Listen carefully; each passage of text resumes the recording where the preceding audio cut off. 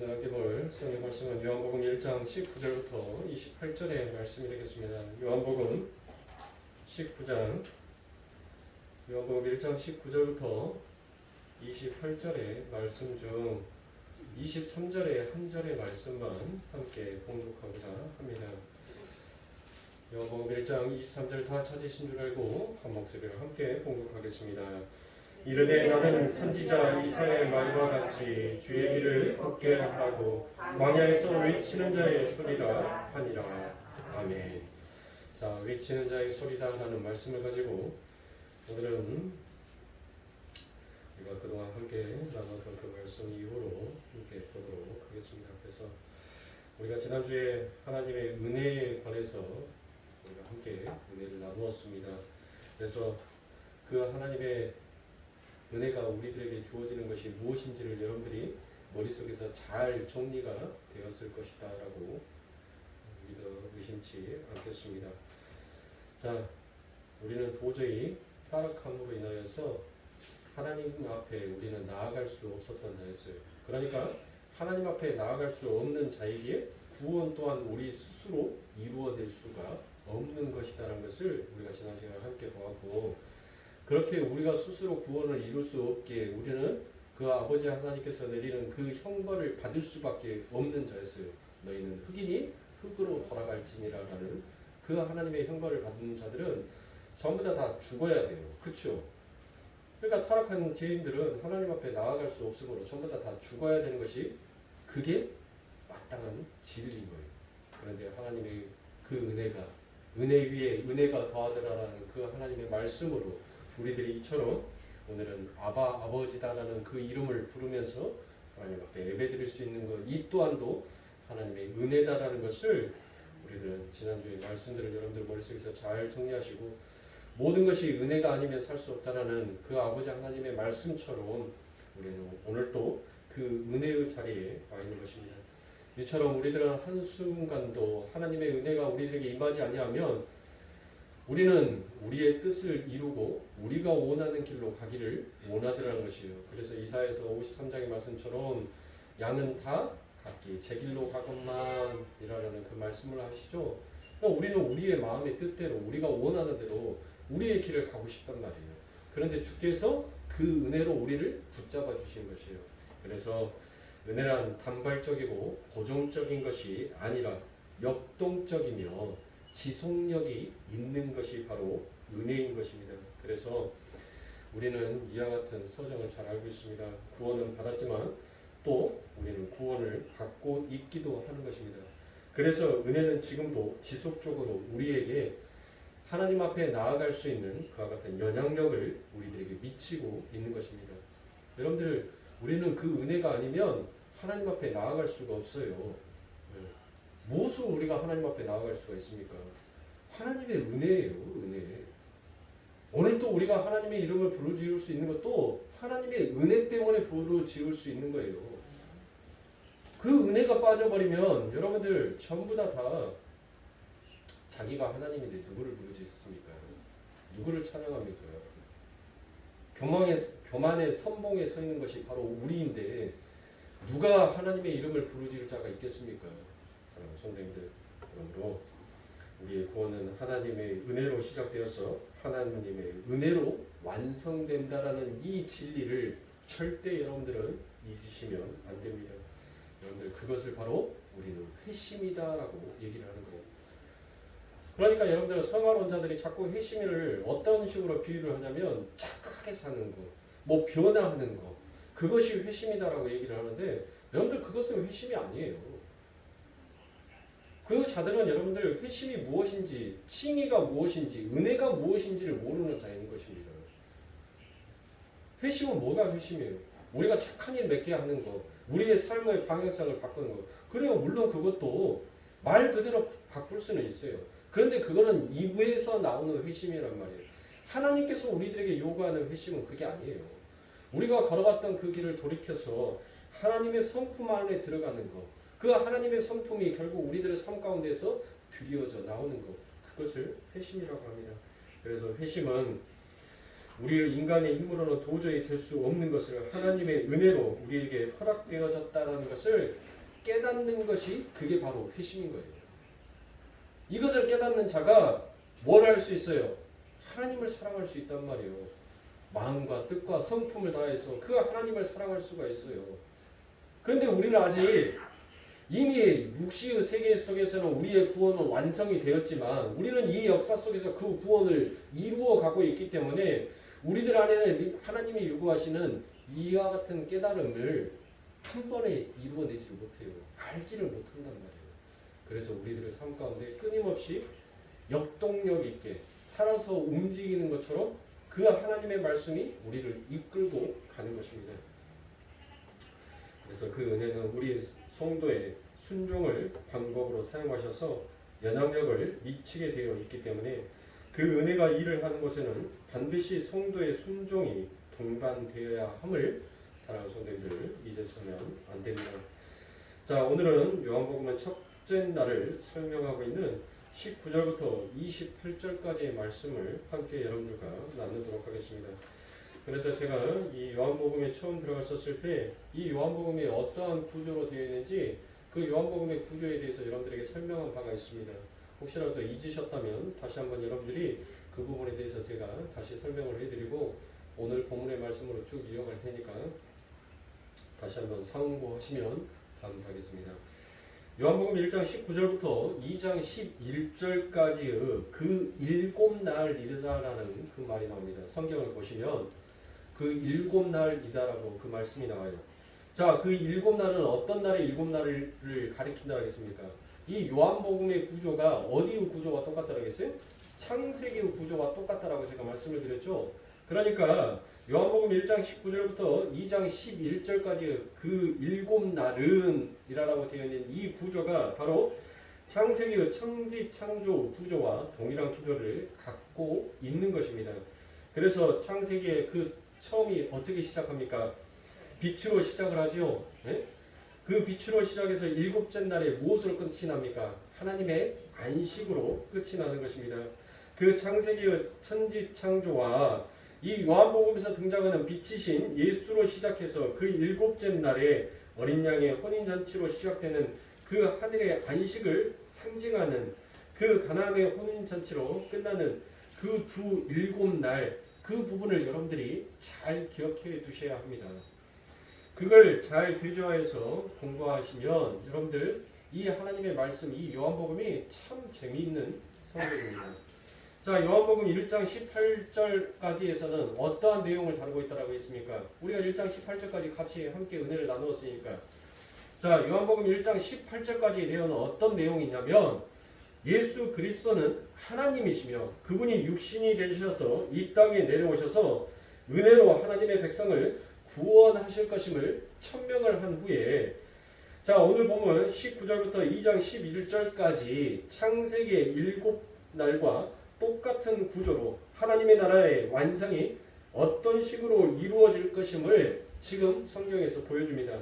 그리고 2장 11절부터 2장 25절까지에서는 어떠한 내용이 나옵니까? 바로 성전을 청소하시는 장면을 보여주시므로 구원이라는 것은 율법으로 되는 것이 아니라 은혜로 되는다라는 것을 다시 한번 하나님께서 재확인을 시켜주고 있습니다.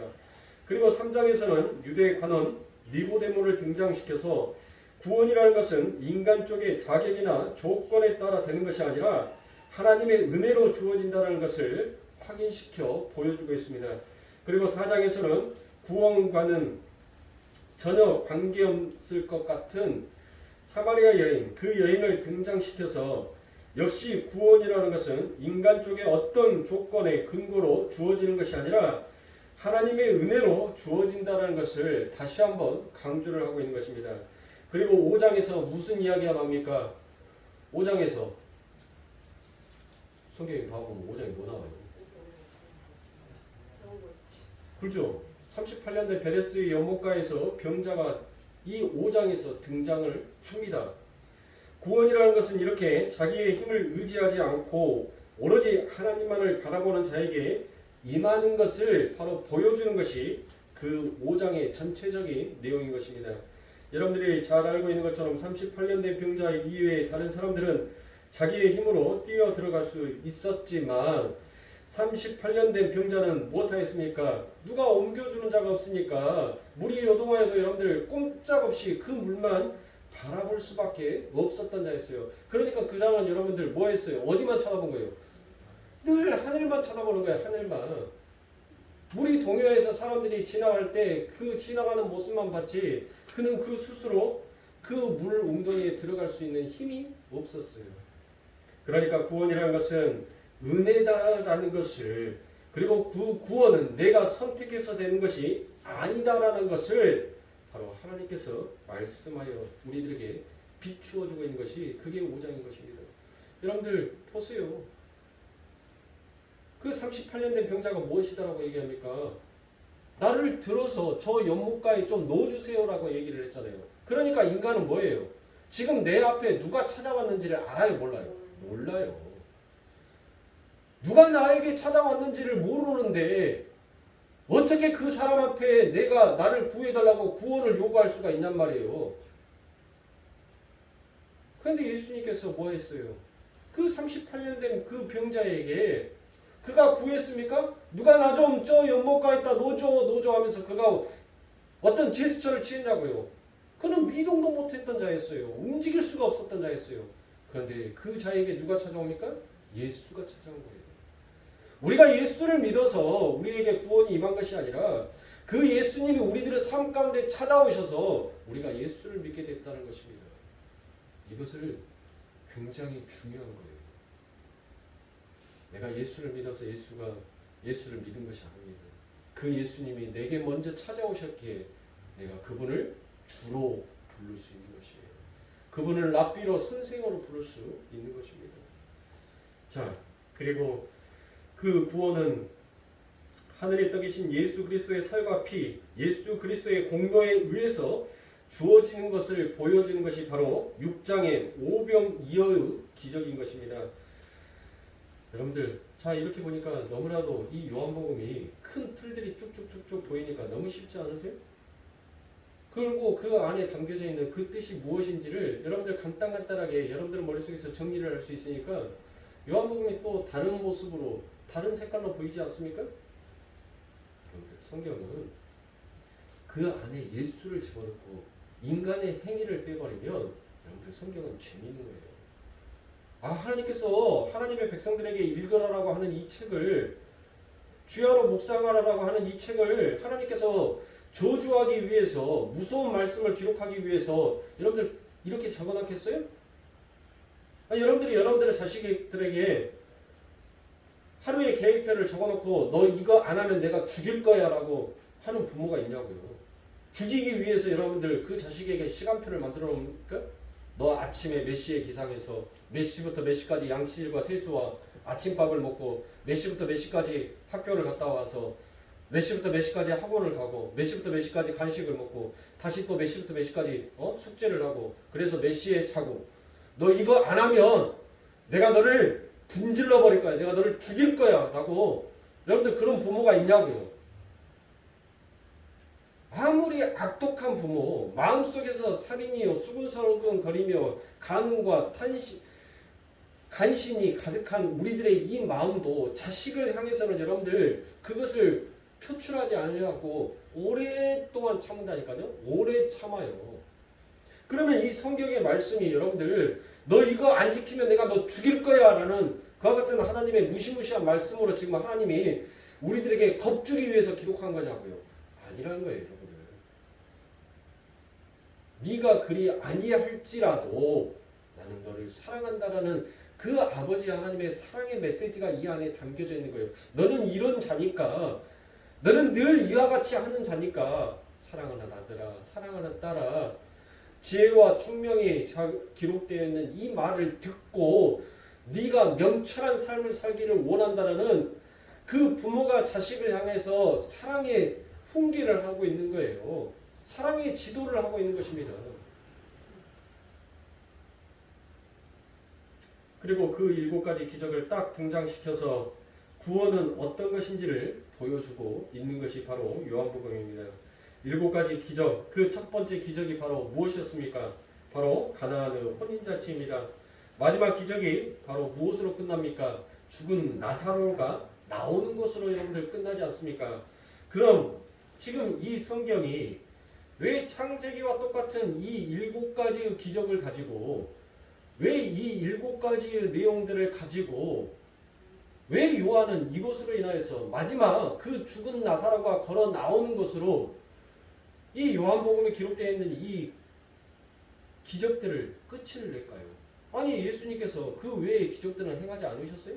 더 많은 기적들도 있었어요. 그런데 왜 그 부분들은 다 빼버리고 왜 이것만 딱 기록하여서 너무나도 창세기와 동일한 구조로 지금 이야기하고 있냐고요. 지금 독자에게 지금 무엇을 얘기하고 싶은 것입니까? 어떤 것을 얘기하고 싶어요? 바로 이것입니다. 죽은 나사로가 살아난 것처럼 죄와 허물로 죽어있던 자들이 살아나기 위해서는 그 가나안의 혼인잔치가 필요하다라는 것입니다. 그러면 여러분들 가나안의 혼인잔치는 지금 뭘 상징하고 있는 것이에요? 그 가나안의 혼인잔치에는 여러분들 무엇이 떨어졌어요? 포도주가 떨어졌단 말이에요. 잔치의 의미를 무엇한 것이에요? 상실해버린 상태입니다. 거기에 이 잔치가 되기 위해서는 반드시 필요한 것은 무엇이 필요한 거예요? 예수님의 피가 필요한 거예요. 그 잔치가 그 연회가 마지막까지 끝까지 이어지기 위해서는 그 연회의 마지막까지 뭐가 필요한 거예요? 포도주가 필요한 것처럼 저와 여러분들의 삶 가운데서 그 우리들의 요람 안에 들어가는 그 순간까지 우리들의 삶 가운데 필요한 것은 무엇이에요? 예수의 피가 필요하다는 거예요. 예수님의 그 은혜가 필요하다는 것을 그것을 알고 간 자가 죽은 자 같지만 그 자가 살아난 자다라는 것을 지금 요한은 우리들에게 설명하고 싶어준 거예요. 우리들의 삶 가운데 이처럼 우리들에게 찾아온 이 은혜가 너무나도 값지고 아름다운 것인지를 그리고 우리가 받은 그 은혜가 얼마나 크고도 놀라운 것인지를 지금 무에서 유를 창조해내신 그 아버지 하나님의 능력이 그 사랑이 무엇인지를 우리들에게 지금 이야기하고 있는 것이 바로 이 요한복음에 기록되어 있는 7가지의 기적인 것입니다. 그러니까 죽은 자가 살아나기 위해서는 예수님의 보혈이 반드시 선행되어야 한다는 것을 보여주는 게 바로 7가지 기적인 것입니다. 그래서 그 수많은 기적 중에 딱 7개만 요한복음에서 등장하는 것입니다.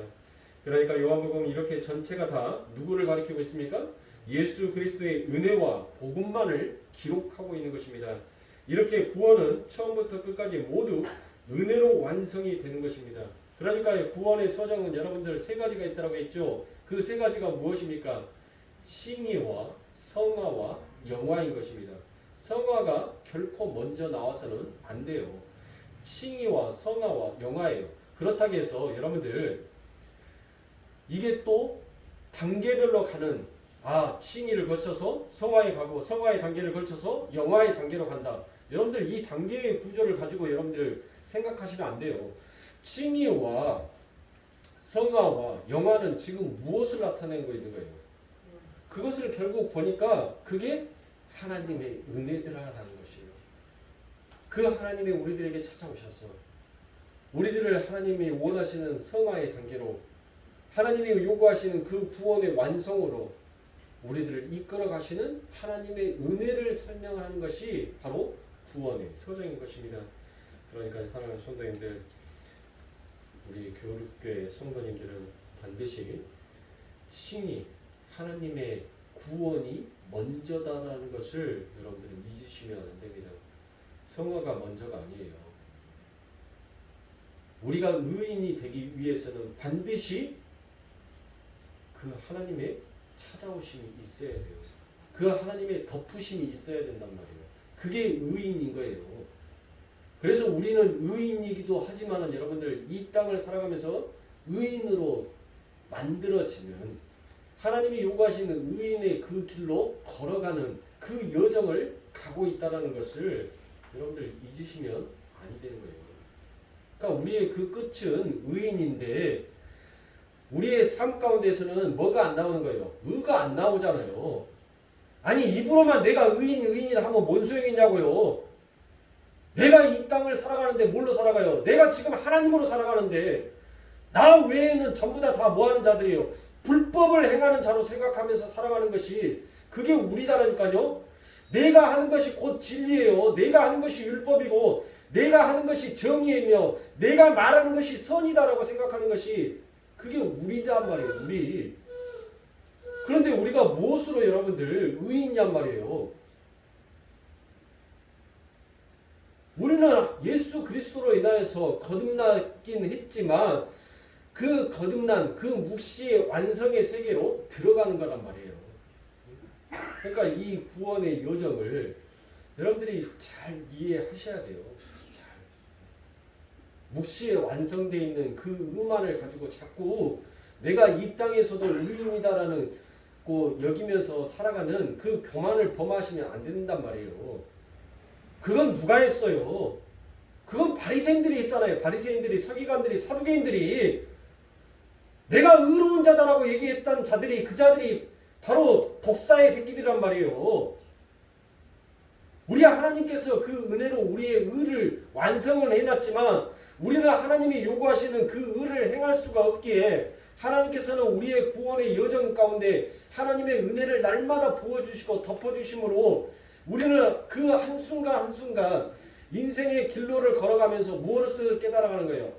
아, 나의 힘으로는 되는 게 아니구나. 오직 하나님의 은혜로 되는 거구나라는 것을 깨달아가는 것. 그게 의의 완성으로 가는 길이란 말이에요. 자, 이렇게 해서 요한복음의 서론의 부분들을 제가 짧게나마 설명을 했습니다. 짧은 것도 짧은 게 아니고 벌써 20분이 지났어요.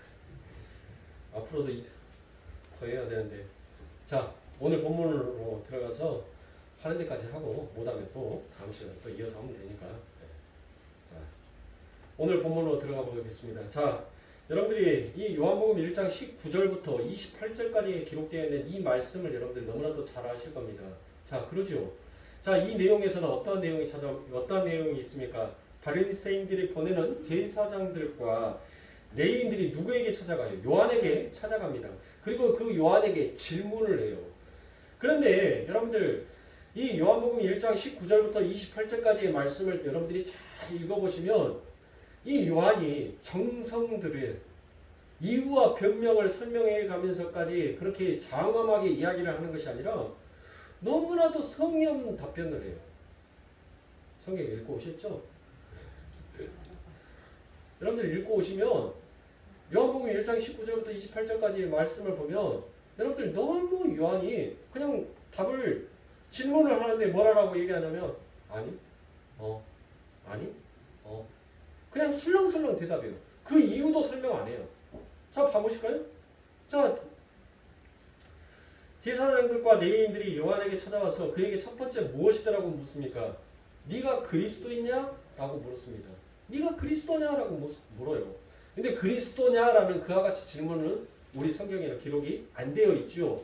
그런데 그 뒤에 요한의 대답이 뭐라고 얘기합니까? 나는 그리스도가 아니다 라고 이와 같이 답하는 것을 봤었을 때 분명 이 제사장들과 레위인들이 그 요한에게 네가 그리스도냐? 라고 질문을 했을 거란 말이에요. 그러니까 요한이 그에 대한 답을 난 그리스도가 아니다 라고 얘기를 합니다. 그리고 난 다음에 두 번째로 무슨 질문을 합니까? 야, 그러면 네가 엘리야냐? 라고 질문합니다. 그런데 또 요한이 뭔 좀 설명을 해야 되는데 설명을 안 해요. 아니? 하고 딱 끝나요. 그리고 세 번째로 딱 그 요한에게 말을 합니다. 어떤 질문을 합니까?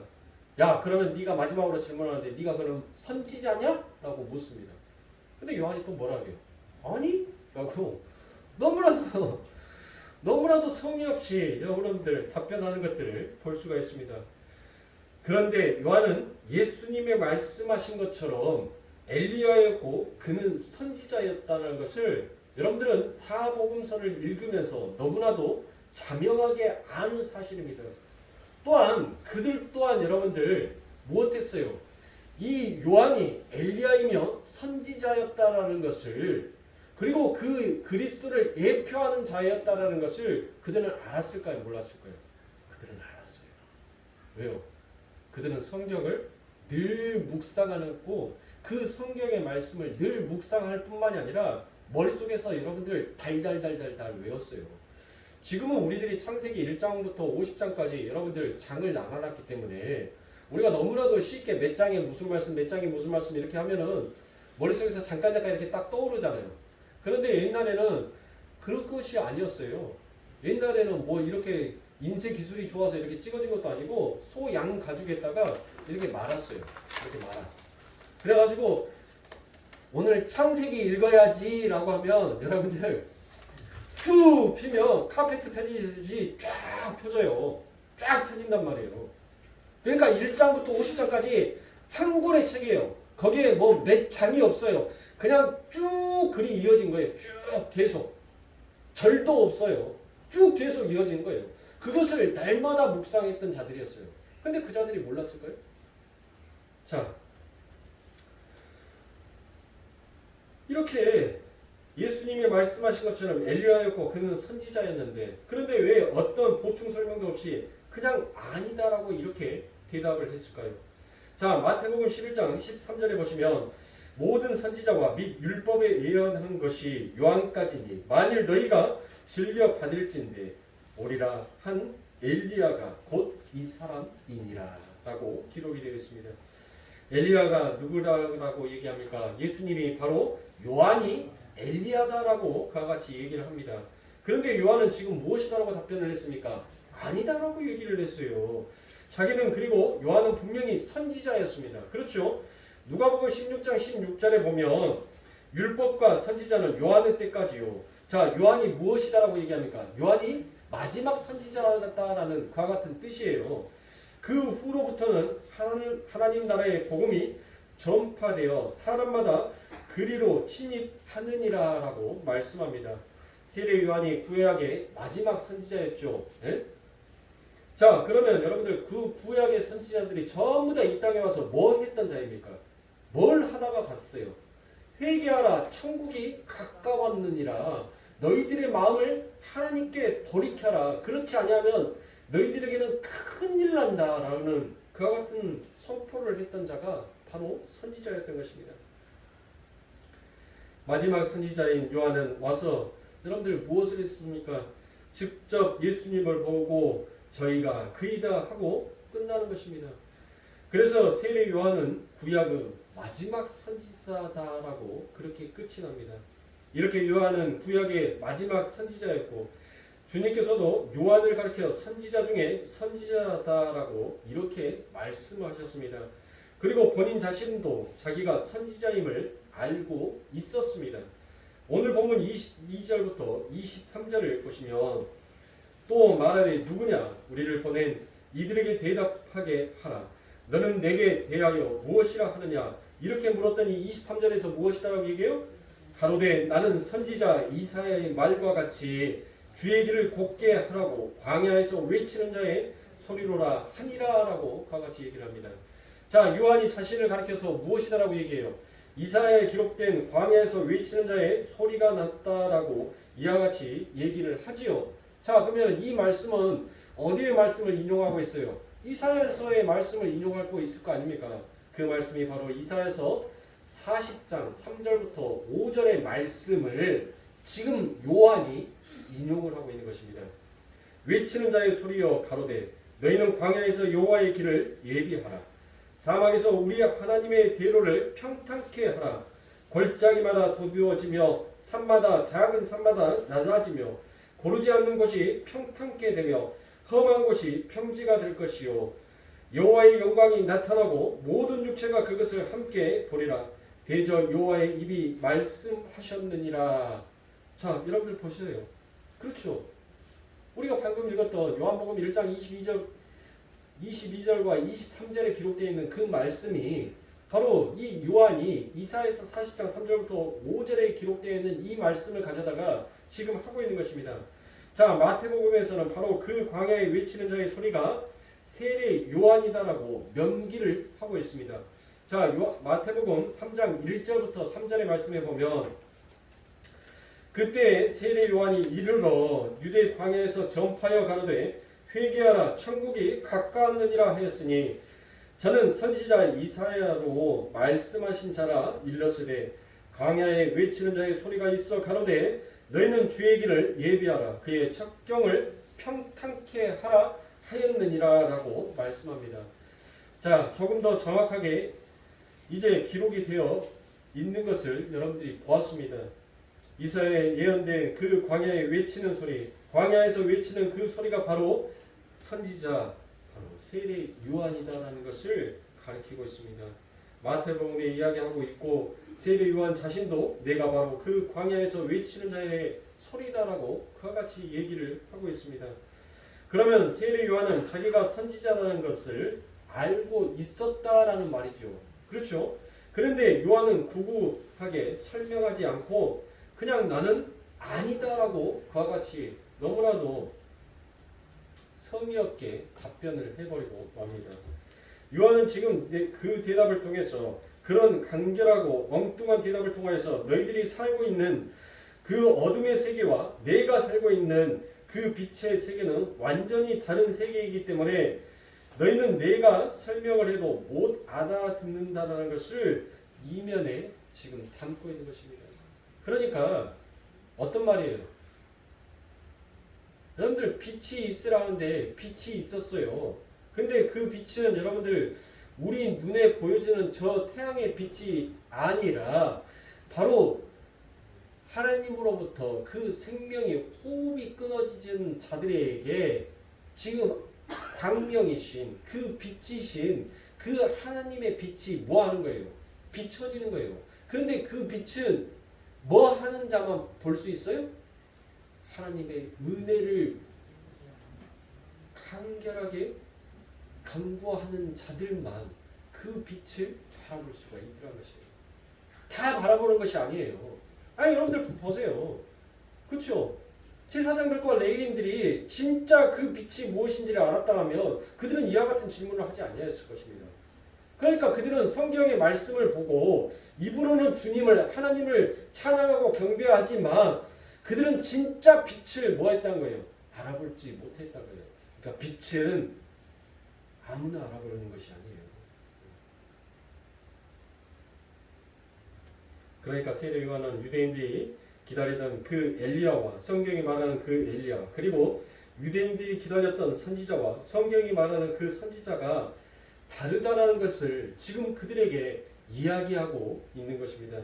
그렇다면 유대인들이 기다렸던 엘리야와 그 선지자 그리고 성경이 말하는 엘리야와 그 선지자가 어떻게 다른지 여러분들과 한번 살펴보도록 하겠습니다. 먼저 유대인들이 기다렸던 그 엘리야는 바로 어떤 엘리야였었습니까? 바로 말라기 4장 4절부터 6절의 말씀에 보면 너희는 내가 호렙에서 온 이스라엘을 위하여 내 종 모세에게 명한 법 곧 율례와 법도를 기억하라. 보라 여호와의 크고 두려운 날이 이르기 전에 내가 선지 엘리야를 너희에게 보내리니 그가 아비의 마음을 자녀에게로 돌이키게 하고 자녀들의 마음을 그들의 아비에게로 돌이키게 하리라. 돌이키지 아니하면 주력건대 내가 와서 저주로 그 땅을 칠까 하노라 하시니라 라고 이와 같이 얘기하십니다. 자 보세요. 하나님께서 구약은 마지막 성경인 이 말라기에서 그 엘리야에 관한 예언으로 무엇을 얘기하고 있습니까? 여러분들 발견하셨어요? 여러분들 자세히 읽어보면 그 마지막 구절에 여러분들 무엇이라고 얘기합니까? 그의 아비의 마음을 자녀에게로 돌이키게 하고 자녀들의 마음을 그들의 아비에게로 돌이키게 하리라. 돌이키지 아니하면 두렵건대 내가 와서 저주로 그 땅을 칠까 하노라 하시니라 라고 얘기합니다. 여러분들 우리는 다 어디에 속해 있는 자예요? 지금 땅에 속해 있는 자다란 거예요. 너희들의 마음을 돌이켜서 그 하나님의 은혜 안에 들어가지 아니하면 너희들은 하나님께서 어디에다가 저주를 했어요? 땅에다 저주를 했잖아요. 땅에다가 너희는 흑인이 흑으로 돌아갈지어다. 그게 바로 저주받은 흑이잖아요. 그래서 그 저주로 인하여서 뭐가 나와요? 땅에서 가시와 엉겅퀴가 나오잖아요. 그것이 저주의 상징이잖아요. 그렇죠? 그러니까 그 말은 지금 무슨 말이에요? 너희들은 그 발걸음, 너희들이 눈에 보이는 것들만을 그것이 너희들의 상이다라고 생각을 하고 그 눈에 보여지는 것들만 바라고 너희들이 산다면 너희들은 그 땅과 함께 없어질 자다라는 것을 지금 자명하게 말씀하고 있는 거예요. 그래서 하나님께서 우리들에게 무엇을 요구하는 겁니까? 회개하라, 천국이 가까웠다라고 얘기를 하는 겁니다. 그러면서 하나님께서 우리들에게 무엇을 덧이어서 이야기해줘요? 요한복음 6장에서 너희가 할 일은 무슨 일이라는 거예요? 너희가 해야 될 일은 하나님께서 보내신 그의 아들 예수 그리스도를 믿는 것이다라고 얘기를 하잖아요. 지금 그 믿는 것이 무엇이다라는 거예요? 믿는 것이 너희의 걸음을 돌이키는 것이다라는 거예요. 어디로? 하나님께로 돌이키는 것이다라는 거예요. 그렇지 아니하는 자들은 무엇으로 사는 자예요? 자기의 의로 사는 자예요. 자기가 하나님이 되어서 사는 거예요. 그 하나님의 흉내를 내고 있으면서 자기가 지금 하나님의 흉내를 내고 있다는 것을 모르는 자다라는 거예요. 그 자들은 뭐 한다는 거예요? 하나님께서 버리시겠다는 거예요. 버리시겠다. 끝까지 너희의 걸음을 돌이키지 않으면 버리시겠다는 것입니다. 그런데 여러분들 여기에서 하나님의 은혜가 드러나는 거예요. 여기에서. 우리가 우리 스스로 우리의 발걸음을 돌이켜서 우리가 예수를 믿을 수 있습니까? 우리가 성경을 보고 늘 아버지 하나님 은혜입니다 하면서 눈물 콧물 다 짜면서 여러분들 그 자리 탁 털고 돌아서면 뭐예요? 저만 하나 찍으면 너와 나는 남인데 예배당에 앉을 때는 님이에요, 님. 근데 예배당에서 딱 나가는 순간 이 예배의 삶이 딱 끝나버리는 순간 남이라니까요. 남 자만을 딱 찍어버려요. 거기에다가. 그게 우리란 말이에요. 근데 우리들의 삶 가운데 이 하나님의 은혜가 날마다 우리들을 그 예수를 믿는 하나님께서 보내신 그 아들을 믿는 그 일을 내 안에 성령이 자꾸 나를 그 길로 밀고 가는 거예요. 밀고. 나는 싫은데, 나는 가기 싫은데 나를 밀고 가는 거예요. 그러니까 어때요? 내 삶이 고달파요. 그러니 야곱이 어땠습니까? 평생 주를 의지하겠노라라고 그 지팡이를 의지했던 그 야곱이 그의 이름까지도 바꿔줬던 우리도 우리의 이름이 바꿔졌잖아요. 우리의 이름이 뭐예요? 이윤성에서 성도로 하나님의 자녀로 하나님의 백성으로 우리의 이름이 바뀌었단 말이에요. 바뀌어. 늘 하나님만을 의지하면서 가겠노라라고 그렇게 말은 하는데 고백은 하는데 그 마지막에 뭐라고 얘기해요? 야, 나 참 살다 보니까 나처럼 험준한 인생, 험악한 인생 사는 사람 없을 것이다. 야, 너희들이 험준한 인생 살았다고? 천만의 말씀, 너희들은 그래도 네 마음이 원하는 대로, 네 육신이 원하는 대로 하고 싶은 거 다 하고 살았지만 나는 하고 싶어도 내 안에 계신 그 하나님이 나를 그 길로 인도하지 않으니까 내 마음속에서 뭐예요? 두 마음이 품어지는 거예요. 두 마음이. 그러니 얼마나 괴로워요. 한쪽에서는 탐심과 욕심으로 가득 차서 그것을 이행하고 그것을 저지르고 싶은데 한쪽에서는 그것을 하지 못하게 막고 있으니 여러분들 어때요? 환장하는 거예요. 배가신다는 거라니까요. 어디 가서 숨길도 못 내요. 그냥 내 안에서만 우라통이 터지는 거예요.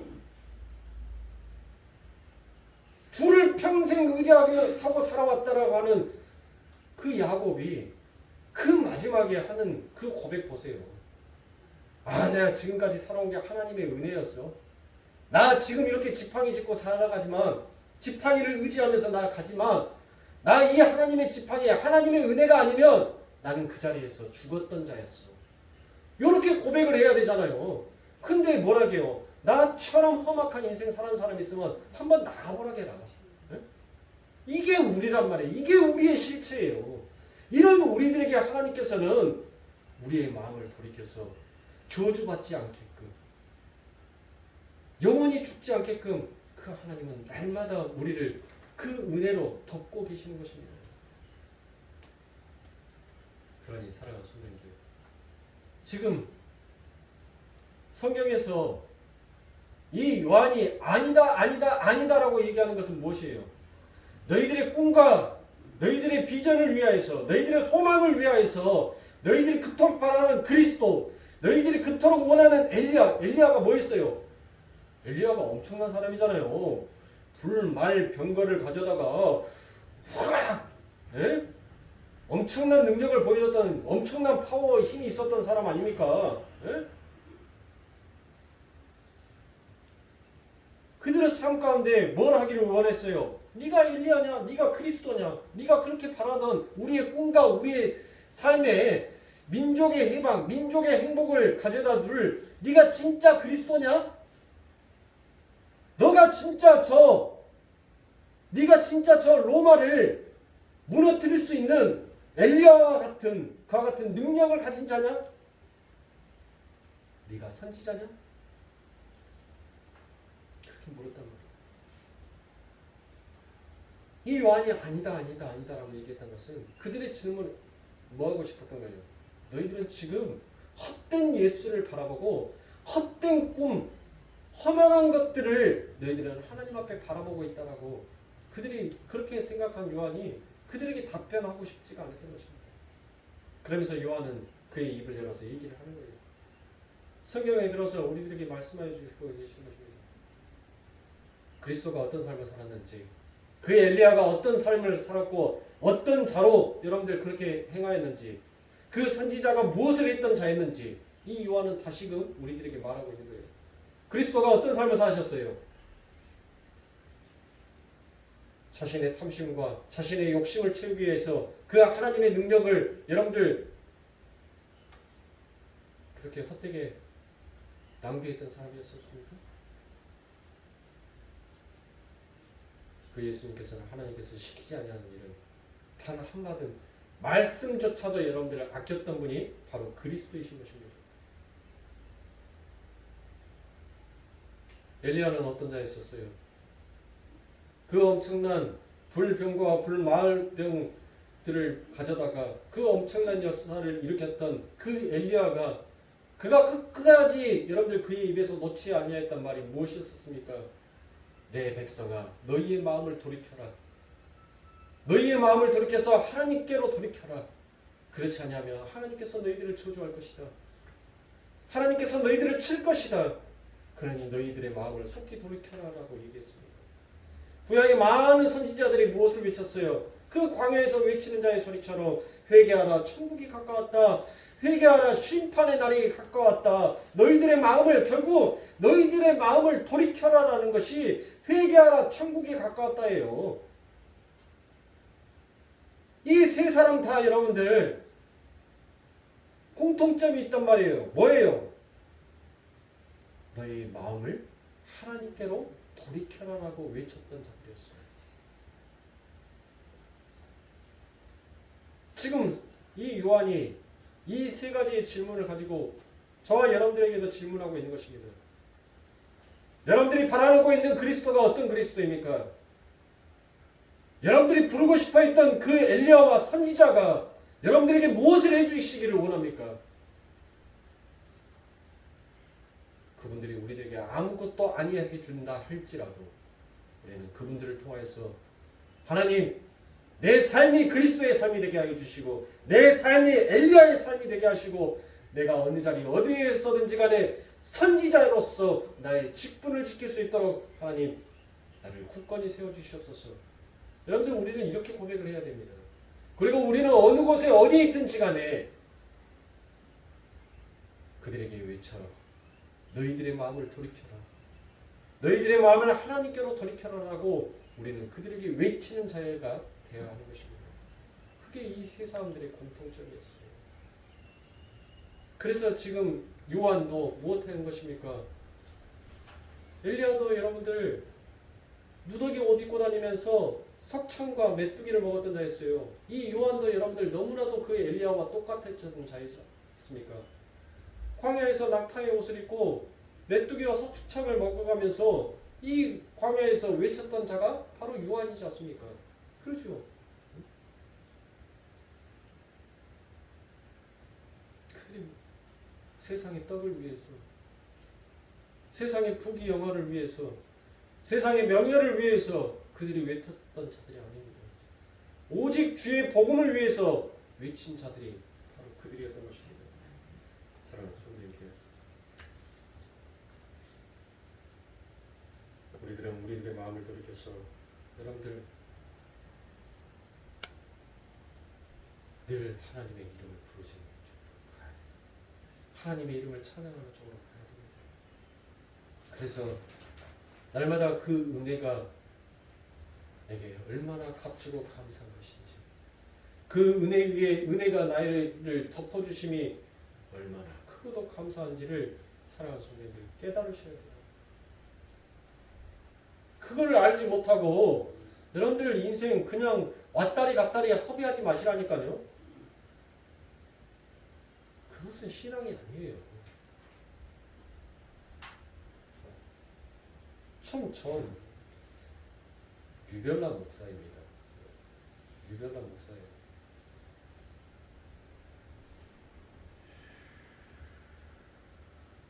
그것이 신앙생활이 아니에요. 그렇게 해서 교회가 성장해봤자 여러분들 결국 그 교회 안에는 나눔과 분열밖에 없는 것입니다.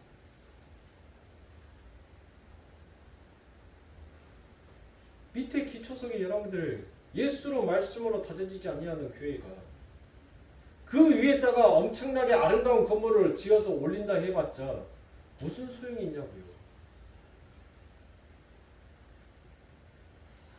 건물은 화려하지 못할지라도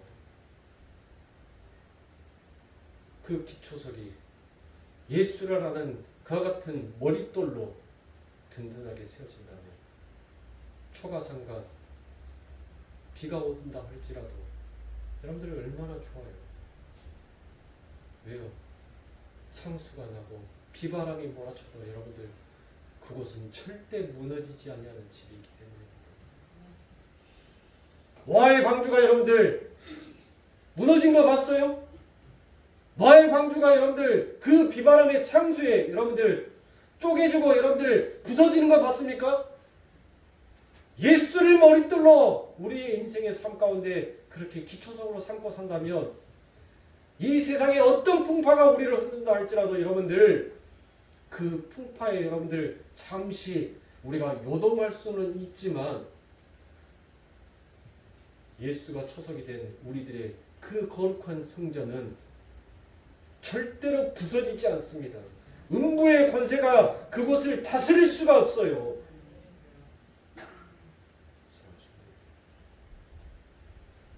은혜 위에 은혜더라라는 그 하나님의 은혜가 오늘 또 우리들을 덮어서 이 자리에 불러 모았습니다. 이 예배에 참석하신 이유가 무엇이에요? 그 그리스도의 이름을 불러서 여러분들에게 어떤 욕망과 어떤 욕심을 채워주기를 원하십니까? 그 엘리야가 여러분들의 삶 가운데 어떤 명상과 어떤 자랑을 만들어 주시기를 원합니까?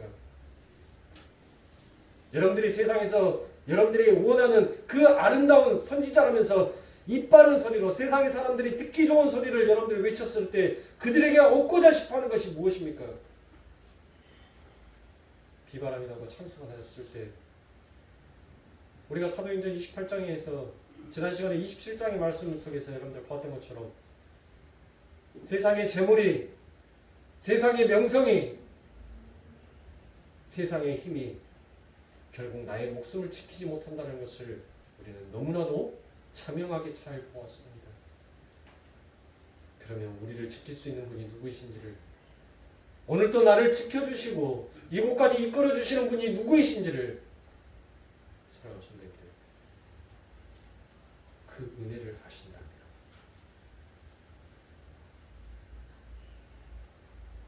여러분들의 삶 가운데 늘 예수를 부를 것입니다. 늘 예수를 찾을 것입니다. 예배에 참석해서 드리고 안 드리고가 중요한 것이 아니에요. 여러분들의 마음의 자세가 중요한 것입니다. 나는 하나님의 은혜 없이는 살 수 없다라는 그 참다운 고백이 결국 하나님께서 보내신 그 아들 예수를 온전하게 영접할 수 있는 자, 그분이 십자가에 돌아가셨을 때 세상의 참검이 두렵지 않아 그 예수의 발 앞에 가서 그 고통당하시고 나 때문에 죽어가는 그 예수의 발을 만지면서 울부짖으며 통곡할 수 있는 그와 같은 믿음이 생기는 것입니다. 은혜를 강구하세요. 여러분들의 삶 가운데 비바람이 찾아왔습니까? 창수로 인하여서 물난리가 났습니까? 그럴수록 더 하나님의 은혜를 붙드십시오.